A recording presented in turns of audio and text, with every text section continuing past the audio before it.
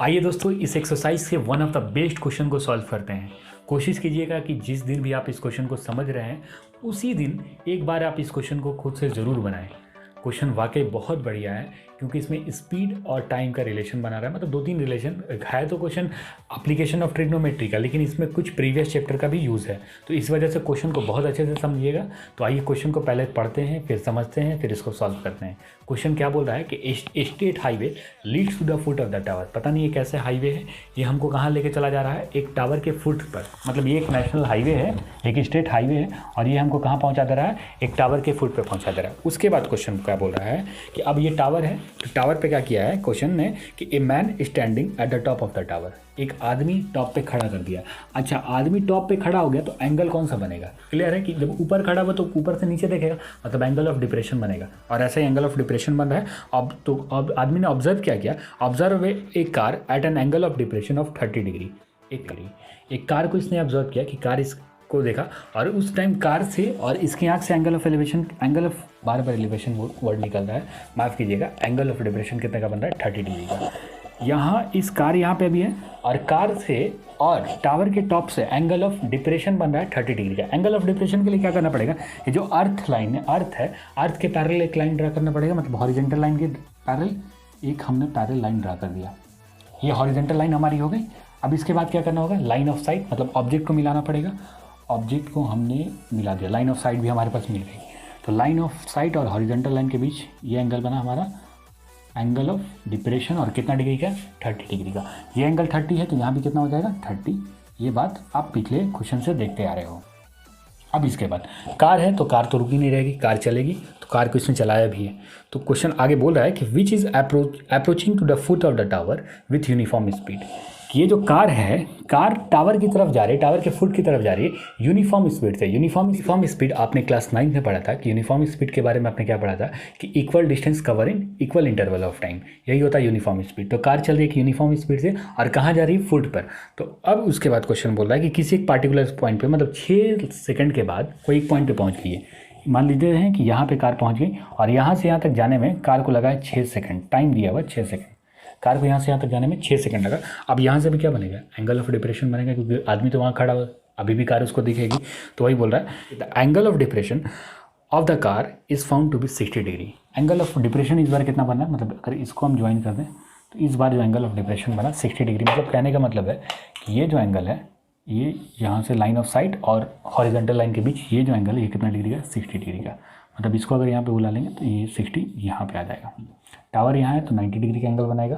तब आपको निकालना क्या है, तो आपको निकालना है कि इस पॉइंट से, मतलब कि ये जो कार है अब टावर के फुट तक जाने में कितना टाइम लेगी, ये आपको बताना है, कि टाइम आपको कैलकुलेट करके बताना है। तो नामकरण कर लेते हैं पहले, फिर बाकी बातें आगे करते हैं। ABCD। देखिए क्वेश्चन में सिर्फ एंगल दिया हुआ है, और क्या दिया हुआ है, टाइम दिया हुआ है कि टाइम कितना है, टाइम 6 सेकंड है।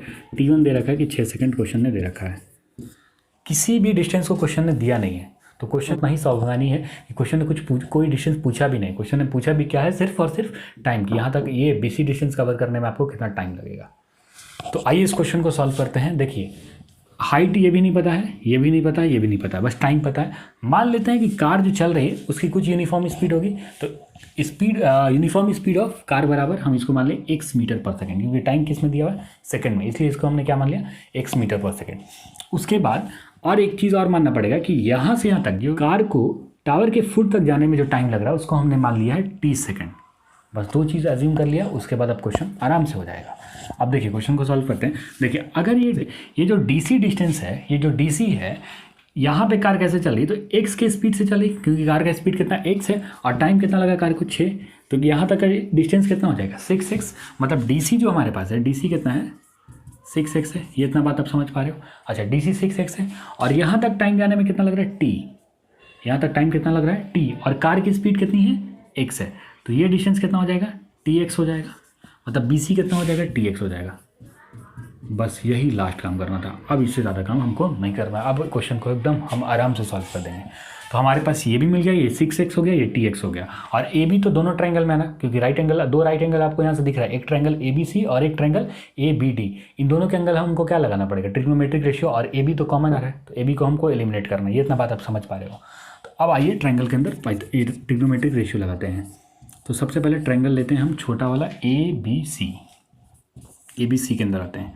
tan थीटा है 60 degree, tan 60 degree is equal to perpendicular की जगह पे ए बी है, इसको मान लेते हैं कि ये जो हाइट है h है, ताकि थोड़ी आसानी हो। परपेंडिकुलर की जगह पे हमने h रख दिया और बेस की जगह पे क्या रख देंगे बी सी। ठीक है, बी सी की जगह पे हमारे पास जो वैल्यू है उसको भी हम यूज़ करेंगे।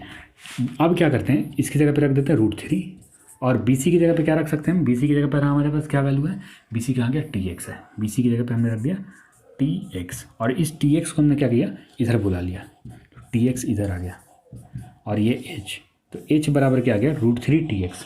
अब इसको यहीं पे छोड़ देते हैं, अगले ट्रायंगल के अंदर चलते हैं। अगला ट्रायंगल हमारे पास है बड़ा वाला ट्रायंगल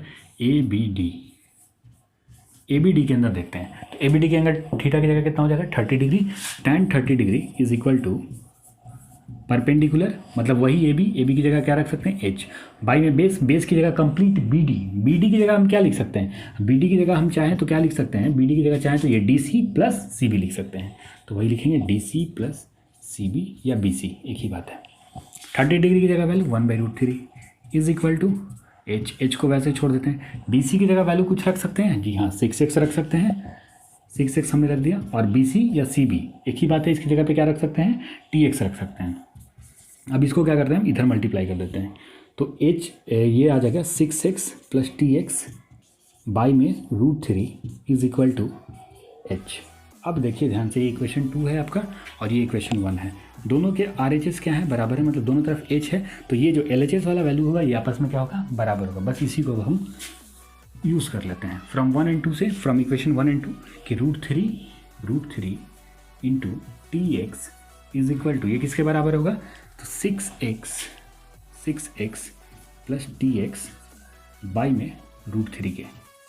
अब देखिए ध्यान से, √3 को इधर हम बुला लेते हैं, तो √3 जब इस √3 से आके मल्टीप्लाई होगा, ये √3 और ये √3 आपस में मल्टीप्लाई होगा तो 3 बन जाएगा, 3 into TX is equal to, और यहाँ से देखिए ध्यान से कि इसके पास भी x है और इसके पास भी x है, तो x को हम क्या कर सकते हैं कॉमन, x को हमने कर लिया कॉमन, x को जैसे हमने कॉमन किया तो इसके पास क्या बचा सिर्फ 6 और इसके पास क्या बचा t, 6 प्लस t, और इस x से x क्या होगा कट जाएगा, ये आपका हो गया 3t और यहाँ पे एक सिंगल t बचा, t को हम बुला लेते हैं, t इधर आ जाएगा हमारे पास माइनस में और बराबर में 6, तो अब यहाँ पे क्या बचा 2t बचा, 2t बराबर कितना हो गया 6, तो t का वैल्यू कितना हो जाएगा, t का वैल्यू कितना हो गया 3, मतलब कितना आएगा टाइम, तो 3 सेकंड लगेगा आपको, मतलब आपको नहीं कार को उस फुट तक पहुंचने में।